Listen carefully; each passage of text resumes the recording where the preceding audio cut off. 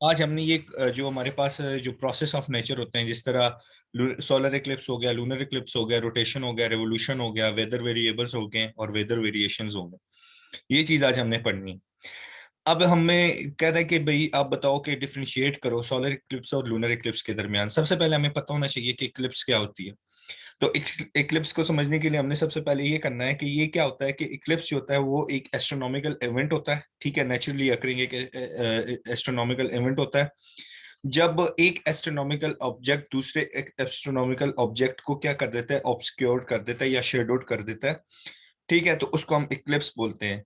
अब जो इक्लिप्स होते हैं वो सन, मून और अर्थ में ही अकर होते हैं, ठीक है। इक्लिप्स क्या होगा, लेट सपोज ये सन है, ये मून है, इसके बीच में अर्थ आ गई, ठीक। तो एक एस्ट्रोनॉमिकल ऑब्जेक्ट जो है दूसरे एस्ट्रोनॉमिकल ऑब्जेक्ट के दरमियान जो है वो जो डिस्टेंस उसको ऑब्सक्योर कर रहा है, शेड आउट कर रहा है, तो इसको हम इक्लिप्स बोलते हैं। अब हम जरा समझते हैं कि सोलर इक्लिप्स हमारे के पास क्या होता है। सोलर इक्लिप्स क्या होता है, जब मून जो है ना, मून वो अर्थ और सन के दरमियान आ जाए, ठीक है। ये मून है, लेट सपोज ये मून है, और ये किसके दरमियान आ गई, अर्थ और सन के दरमियान, ठीक। तो ये हमारे पास क्या हो जाएगा, ये सोलर इक्लिप्स कहलाएगा।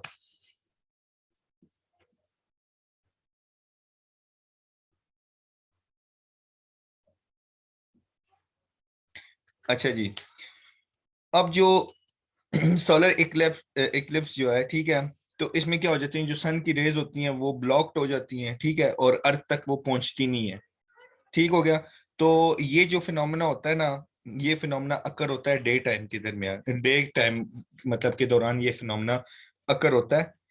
और ये विजिबल भी होता है लिमिटेड रीजन्स में, ठीक है, और ये ट्वाइसली अकर होता है ईयर में, ठीक है, ट्वाइस अकर।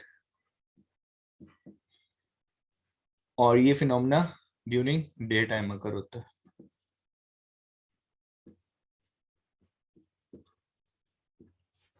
अब आपसे कोई पूछे कि सोलर इक्लिप्स क्या होता है, तो आपने बता देना कि जब मून अर्थ और सन के दरमियान आ जाए, और फिर उसके बाद जो सन की जो रेडिएशंस हैं या शुआएं हैं वो जमीन तक नहीं पहुंचती, और ये रात के टाइम दिन के टाइम अकर होती हैं, ठीक है। ये हमारे पास सोलर इक्लिप्स कहलाती हैं, और ये साल में 2 दफा होती हैं। उसके बाद लूनर इक्लिप्स की बात के बारे में बात करते हैं। अब लूनर इक्लिप्स क्या हो जाएगा, लूनर इक्लिप्स ये है कि जब अर्थ आ जाए, अर्थ जब आ जाए मून और सन के दरमियान, ठीक है। अब आप ये कर लें कि ये अर्थ है, ये मून हो गया, ठीक।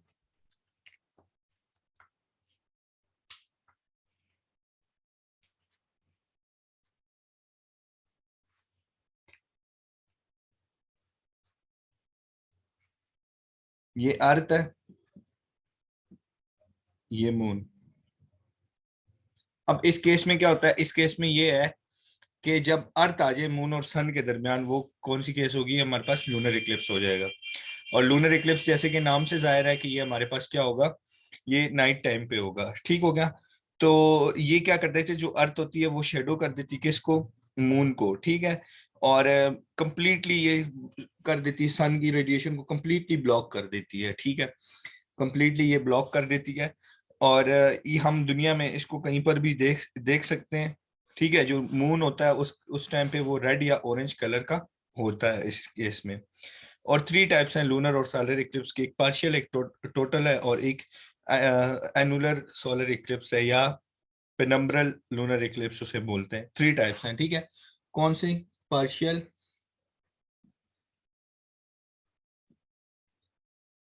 पार्शियल होगी एक टोटल, और एक एनुलर।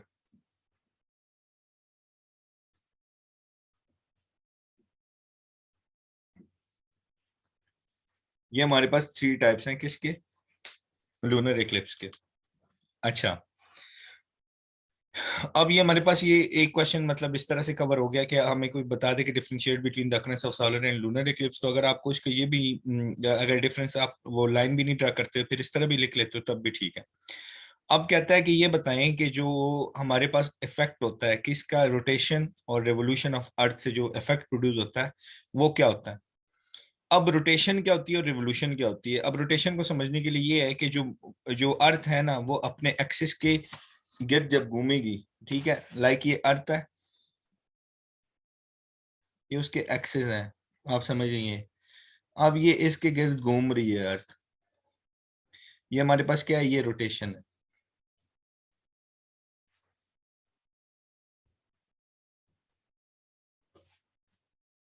अच्छा जी, अब एक रोटेशन पूरी करने के लिए ना अर्थ जो है, फॉर वन रोटेशन अर्थ जो है वो 24 आवर्स लेता है।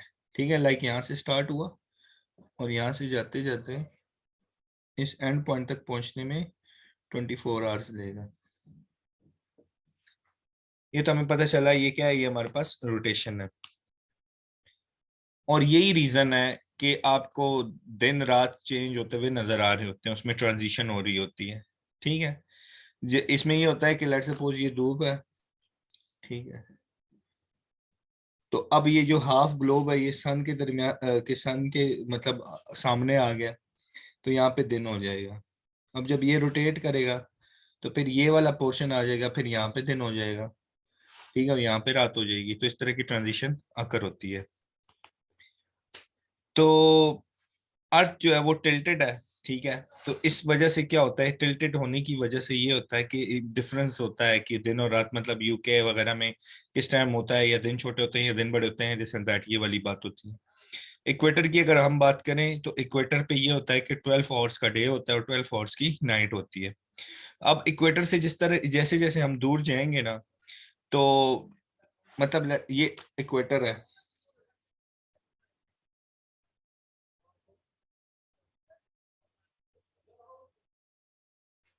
अब इससे जितने जितने दूर हम जाएंगे ना, तो उसकी वजह से जो डे एंड नाइट है उसके टाइम वेरी करना शुरू कर देंगे। ये तो हमारी पास कहानी थी रोटेशन की कि उसका क्या इफेक्ट होता है, जो दिन रात है उसकी वजह से होता है। उसके बाद रेवोल्यूशन की बात करते हैं। रेवोल्यूशन क्या है, रेवोल्यूशन ये है कि अर्थ जब मूव करे अराउंड द सन, ये तो अपने एक्सिस में मूव कर रहा था ना, अब ये सन है, इसके गिर्द जब अर्थ मूव करेगी अराउंड द सन, ठीक है, ये हमारे पास क्या होगा, ये हमारे पास रेवोल्यूशन कहलाएगी। अर्थ जो है वो 365 डेज लेता है, ठीक है, अपनी रिवोल्यूशन कंप्लीट करने में। अर्थ क्या है, 365 डेज लेता है। किस लिए जी, to complete its rotation around the sun, revolution around the sun. और यही रीजन है कि इसकी वजह से क्या होते हैं, सीजन चेंज हो रहे होते हैं, स्प्रिंग ऑटम, ठीक है, विंटर समर, ये सारे जो सीजन हैं वो चेंज होते हैं इसी वजह से, इस रेवोल्यूशन की वजह से। और रोटेशन की वजह से क्या होते हैं, दिन और रात, और रेवोल्यूशन की वजह से सीजन सीजन चेंज होते हैं। अब ये बात है। अब जो साउथ, जो इस पॉइंट पे साउथ पॉइंट पे लोग रहते हैं, ठीक है, इसके, तो साउथ पे जो होंगे वो अप्रैल टू सितंबर हमारे पास होंगे विंटर्स, ठीक है, और जो नॉर्थ है वहां पे इसी टाइम स्पेन में क्या होंगे, समर होंगे, और वाइस वर्सा।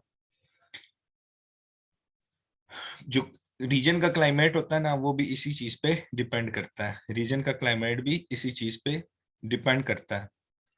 तो जो हॉट एरियाज होते हैं ना, मतलब हम कहते हैं जैकबाबाद, ठीक है, तो हम ये बोल सकते हैं कि वो ज्यादा एक्सपोज है सन की तरफ, तो इसलिए वहां पे बहुत ज्यादा गर्मी होती है थ्रू आउट द ईयर, ठीक है। और जैसी हेमिस्फीयर जो सन की तरफ होगा, तो एक हेमिस्फीयर लेट्स सपोज अर्थ है ना जी, अर्थ को अपने दो हिस्सों में डिवाइड कर दें।